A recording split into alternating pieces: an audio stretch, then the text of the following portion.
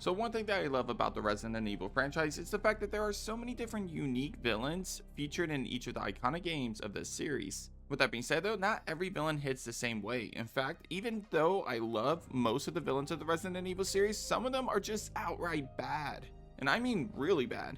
So in this episode of Nerd Space Games, we'll be taking a look at some of the worst villains of Resident Evil. Whether they are just completely irrelevant to the main story of the game, their motivation or plan makes little to no sense, or they are just straight up annoying as hell. These villains prove that even an iconic franchise like Resident Evil isn't perfect. Before we get started though, if you haven't already, please consider subscribing to the channel for more survival horror content. Also, hit that like button if you enjoyed today's topic.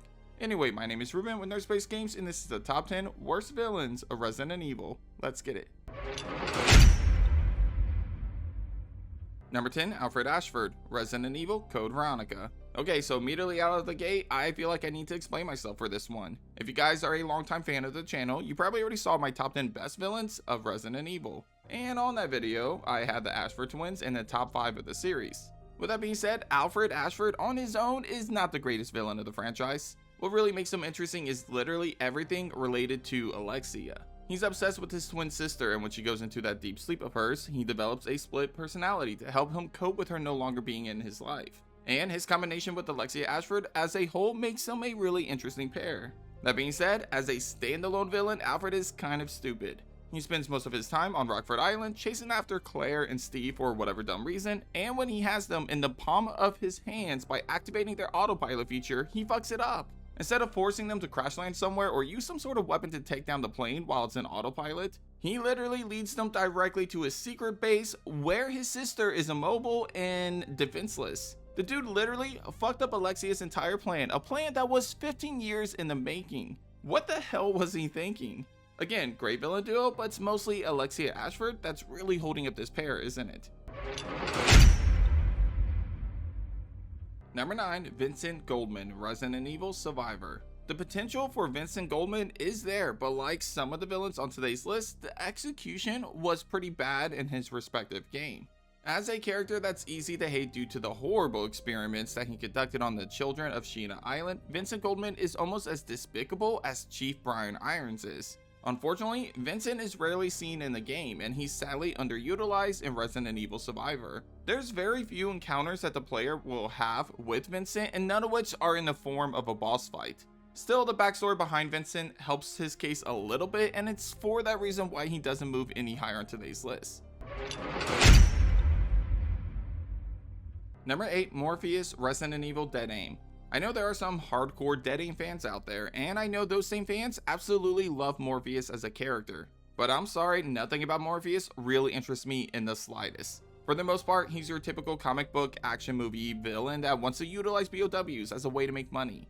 That's basically the entire motivation behind Morpheus, and I'm sorry, I've seen other characters of this franchise play this role better. For example, Nikolai in RE3 is the first to come to mind. Anyway, Morpheus does have some unique traits, one of which comes from his transformation. It's not often that we get to see a lady tyrant, but for whatever reason, when Morpheus took the TNG virus cocktail, he became a supermodel version of the traditional tyrant. And yeah, that was pretty awesome and cool, but there wasn't really any scientific explanation as to why this happened, even all of these years later. Then again, it's Resident Evil, so we'll let that pass. Still, despite the unique transformation, Morpheus still remains a fairly boring and traditional villain with no unique traits to help keep him off of the list for the worst villains of Resident Evil. Number 7, Neil Fisher, Resident Evil Revelations 2. Honestly speaking, Neil Fisher is far from the worst villain of the Resident Evil franchise. However, most of the redeeming traits about him as a villain are hidden in files and documents, which means the players will definitely need to explore to fully understand his motivations.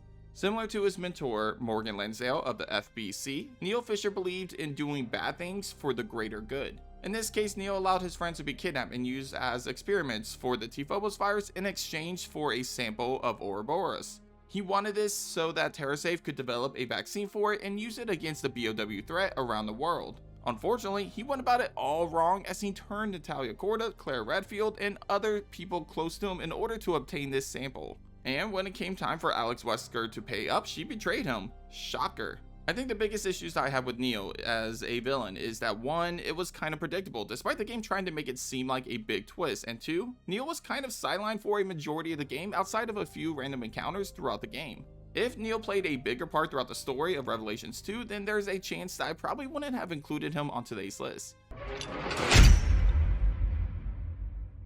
Number 6, Jessica Sherawat, Resident Evil Revelations. Unlike Neil, Jessica in Revelations is a villain that had a lot of screen time, and for that reason we have plenty of time to connect with Jessica as a character. So when she ultimately betrayed Chris and the rest of the BSAA, it was far more interesting and impactful than say Neil Fisher's betrayal was in Revelations 2. With that being said, Jessica as a character was just unbearable until her last moments on screen. I get that she was trying to play up a certain persona when she was undercover around Chris, but man did she annoy the hell out of me. She took every opportunity to throw herself at Chris, and most of the time we spent with her, she was trying to make witty comments that ultimately weren't as funny as I think Capcom thought they were. Still, there was a lot of potential for Jessica as she kind of reminded me of Ada Wong, but without a moral compass. And I really like that about Jessica. So while I do think she was a poorly executed villain in Revelations, I wouldn't mind seeing her get another chance in a future game, which is why she doesn't break the top 5 worst villains of the franchise. Number 5, Monica, Resident Evil Outbreak. From this point on, we go from bad to worse, as the top 5 worst villains of Resident Evil are really bad. Starting with Monica from Resident Evil Outbreak. So she actually appears in a single scenario in that game as a scientist for Umbrella. After the outbreak, Monica looks to cash in on the samples that she has, so she attempts to escape the facility with the G larva. As you would expect from an old school Resident Evil game, the cutscenes featuring Monica are extremely cringy and cheesy. But that's not really why she's on this list. Her motivations are similar to other villains of the series that frankly do better than her. She's featured in very limited cutscenes in a single scenario. And somehow she manages to screw up bad enough as that sample that she took somehow infected her and caused her to give birth to a G adult. No idea how all of that went down, by the way, but either way, it was kind of anticlimactic for her character. Overall, she kind of felt pointless to the story of that scenario to the point where I don't think we really needed her in that game at all, in my opinion. Number 4, James Marcus, Resident Evil 0. So the concept of having James Marcus made perfect sense for a Resident Evil game. As one of the 3 founders of the infamous Umbrella Corporation, Marcus played a huge role in the development of the T-Virus within the Resident Evil universe. Despite that though, the execution was poor to say the least. The main motivation behind his character is that he wanted revenge against Umbrella for betraying him and stealing his research. Unfortunately, it appeared that James Marcus prioritized his anger towards characters like Billy Cohen and Rebecca Chambers rather than Umbrella itself, which made little to no sense to me. On top of that, Marcus was on a whole other level in terms of cringiness. I mean, most of the characters in early entries of the series were cheesy, but somehow James Marcus managed to top all of them, even compared to earlier iterations of Albert Wesker. That's shocking considering that this game came out in what, 2002? The same year that the remake of the first game came out? I also wish we saw more of Marcus trying to enact his vengeance against Wesker and Birkin directly. Either way, James Marcus is the perfect example of a great concept for a villain with poor execution. But hey, if that rumor about Resident Evil 0 Remake is true, then maybe we can get a better version of James Marcus in that game. Number 3, Jack Norman, Resident Evil Revelations. As the final boss of Revelations, you would expect a villain like Jack Norman to play a major part in the story. And while his organization was responsible for the Terra Grigia incident, Jack Norman was nothing more than a pawn in Morgan's game of chess, and for that reason, he was never fully developed as the game's main antagonist. In reality, Jack Norman wasn't even featured in the game until the final moments of the story, in which Jill and Chris find him on the 3rd ship, the Queen Dido. After a brief monologue of Norman vowing revenge against Morgan Lansdale for betraying him, Norman transforms into one of the most dangerous bosses in the entire franchise. And yeah, this fight is extremely challenging and badass, but because Norman had no impact on the story up until now, the stakes during this fight aren't nearly as interesting as other final boss fights within the series. And I get it, obviously, Morgan Lansdale couldn't just show up to the Queen Dido and become the final boss of the game, but I feel like Revelations should have developed Jack Norman's character more throughout the story. Instead of doing the whole double agent thing with Raymond Vester, perhaps make it to where Jack Norman was actually back and manipulating everything in the game. In my opinion, that would have been far more interesting than the whole double agent and triple agent BS that we kept seeing play out over and over again throughout the story of Revelations. Number 2, Ricardo Irving, Resident Evil 5. If you were to ask me who I thought was the most annoying villain of the franchise, then I would give that title to Irving without hesitation. However, since we are talking about the worst villain as a whole, I refrained myself from putting him into the number 1 spot and instead gave that to someone that's more deserving of that title. Anyway, as I just said, the main problem with Ricardo Irving is just how obnoxious he is as a character. I mean, everything about Irving just really skeeves me out. His personality, his voice, his motivation, all of it. Not to mention, this guy is a complete idiot. He transforms into a big ass fish and he somehow thinks that this choice was a great idea. He doesn't once contemplate, hey, maybe this wasn't such a good idea. Look, okay, so he wins this fight against Krish and Sheva. Then what? He lives like a whale for the rest of his life? And I'm sorry, his quotes are just laughably bad. Like, they are so bad, they're hilarious. And no, that's not a good thing like Barry's lines in the other older games of the series. This is just out of place for a serious Resident Evil game like RE5, and I gotta say, I wouldn't be disappointed in the slightest if his character was cut completely in the remake of RE5. Yeah, I said it.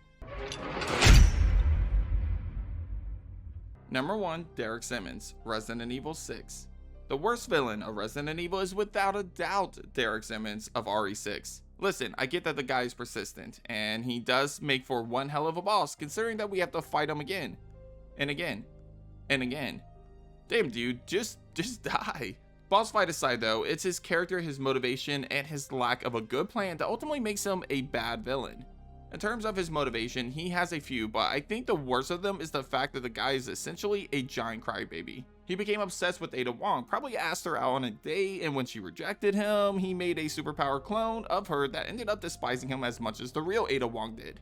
Yikes. So the National Security Advisor of the United States gets his feelings hurt by a girl, and he decides to cripple the whole country in an effort to get revenge. Then he decides to pin it on one of the most beloved, trusted, and resourceful agents in the country, the Leon S. Kennedy. Dude, what the fuck were you thinking? Obviously, there's more depth to Derek Simmons than this, but just looking at these traits specifically, the guy is an absolute joke of a villain.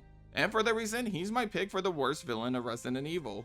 But that's it for this episode of Nerdspace Games. Hit up the comments and let me know what you think of my list. Is Derek Simmons really the worst villain of Resident Evil, or is there someone else that's more deserving of that title? Let me know down below. Anyway, if you haven't already, be sure to subscribe to my channel for more survival horror content. Also, leave a like on today's video if you enjoyed today's topic. But thanks for watching, and as always, I'll catch you guys on the next episode of Nerdspace Games. Take care.